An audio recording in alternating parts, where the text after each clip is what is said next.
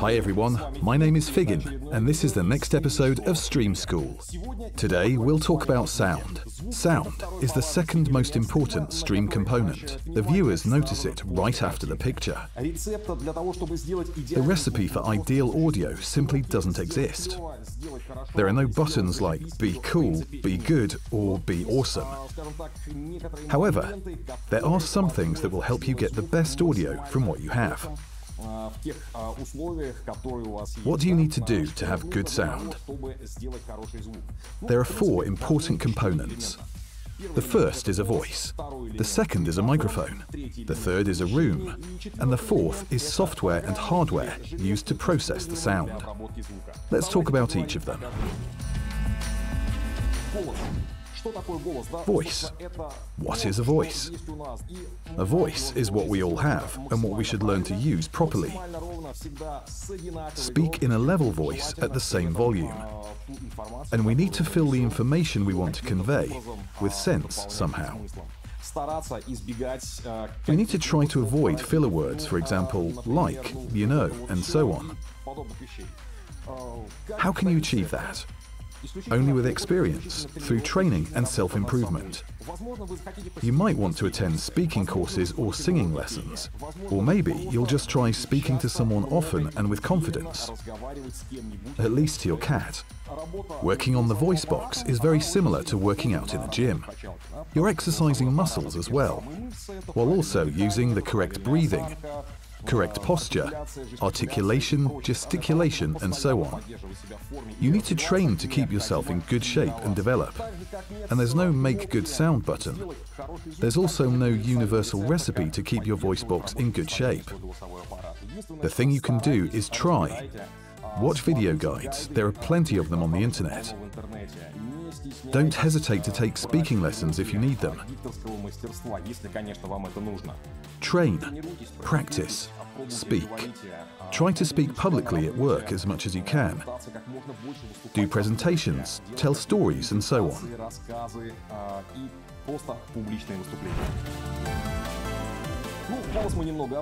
Well, we've talked briefly about the voice. Now let's talk about microphones. There are plenty of mics on the market today, from cheap Chinese ones to famous brands that can cost a lot of money. So what's important for us? First of all, an expensive mic doesn't mean a good mic. Secondly, when we record a voice, it'll be enough to have a microphone that works with the frequencies that our vocal apparatus produces. For starters, you can use the microphone of a good headset. In this case, I'd recommend using USB headsets with an embedded audio card, because its audio-to-digital converter is already tuned to work with this specific microphone. In general, any other good mic you plug into your audio card using a thin jack won't necessarily sound very good with this audio card, simply because they are not set to work specifically with each other. Now, there are a lot of USB mics on the market, and they're the best choice for a streamer or podcaster, or for anyone who reads anything into a microphone. Why? Again, their audio-to-digital converters are already adjusted to work specifically with their microphone caps. They have no problems with connecting to any software or hardware you want to use to process sound. It's very important to place the microphone correctly. It's best to put it as close as possible to the source of the useful signal. That means your mouth. Not everyone likes it. Some people prefer to keep the mic out of the shot. Others don't bother with it at all. But some people don't like when something is looming in front of their face. But still, try to keep your mic as close as possible to the source of the useful signal. Because all excessive sounds that you will definitely have in your room will be heard much less. It's preferable to put the mic on a microphone pantograph. Here, for example, this device we have in our studio, and hang it on a special mount. Why do you need it? This helps minimize all mechanical sounds that are transmitted right through the mic stand to the mic's diaphragm. There can be vibrations from your PC, sounds from your keyboard or a mug that you put on the table. So basically anything. You can order this device without spending too much, especially from China. It will cost you about $16 to $25. It's very important to keep an eye on your mic signal. It's important that it stays somewhere between -5 to -10 decibels, so between the yellow and red zone, but it never goes up to 0, the far right value.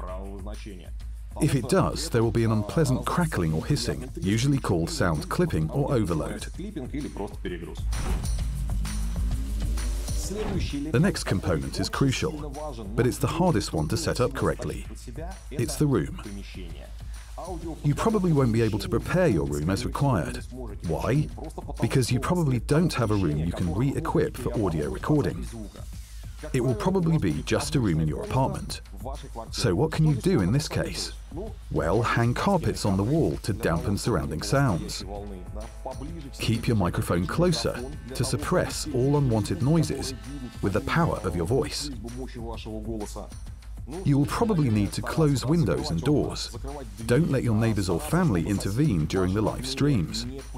And you should also always monitor what you do and how you do it. Listen to the recordings once again.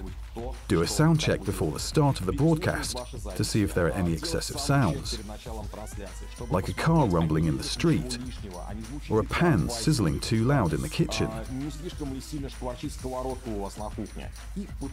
You can try to compensate for these negative effects by changing the position of the microphone and setting up the volume. The fourth and final thing that can drastically change the audio quality of your stream, the quality of your voice, is software or hardware processing. There's a lot of options here. You can spend tons of money and buy a lot of different hardware. It won't guarantee that you'll achieve what you want. Or you can try to deal with software. Today, the computing power of PCs is so high that you don't need special hardware designed to perform specific operations anymore. Everything can be emulated in high-quality software. For program sound processing, you'll need any sequencer, basically a program for editing or recording audio, and a number of plugins specifically for sound processing.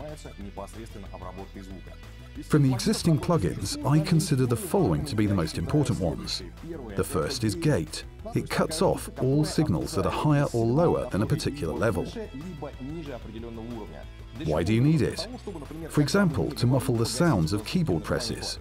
You're hitting the buttons, something is happening on your screen, and you're not saying anything at the moment. Since the sound of button pressing is much lower than your voice, in an ideal world, this shouldn't be heard. A program can cut it off. The second most important component in the list of effects is a noise suppressor. This thing cuts off unwanted noise and hum. It will be hard to tune if you have a noisy mic.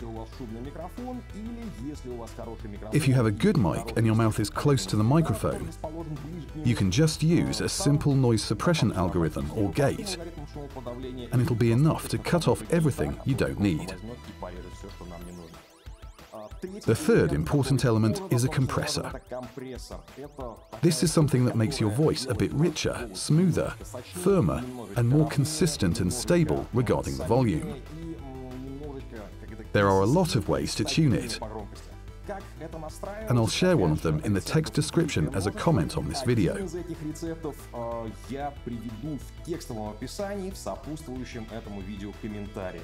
All sound sources we broadcast should blend seamlessly. Think about what sound is more important on your stream: game sounds, music, or your voice. It will likely be your voice. If there's no voice, then it's the music or game sounds. So, try to make the most important source of audio information a bit louder than everything else.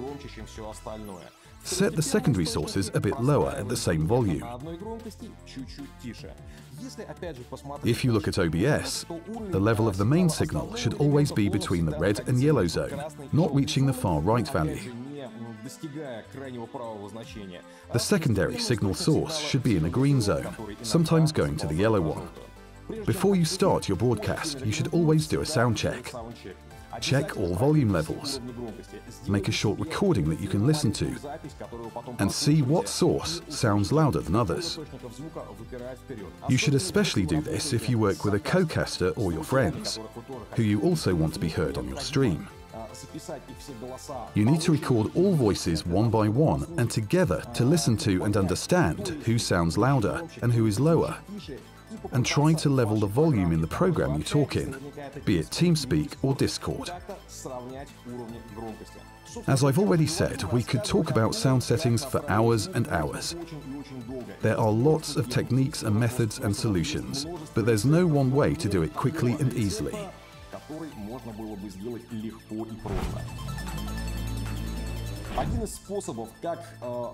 In the text to this accompanying video, I described one of the ways to set up relatively good sound for your voice on stream.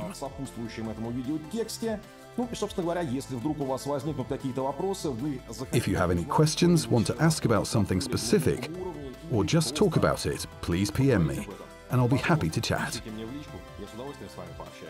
That's all for now. I'm Figgin, and this was Stream School. See you!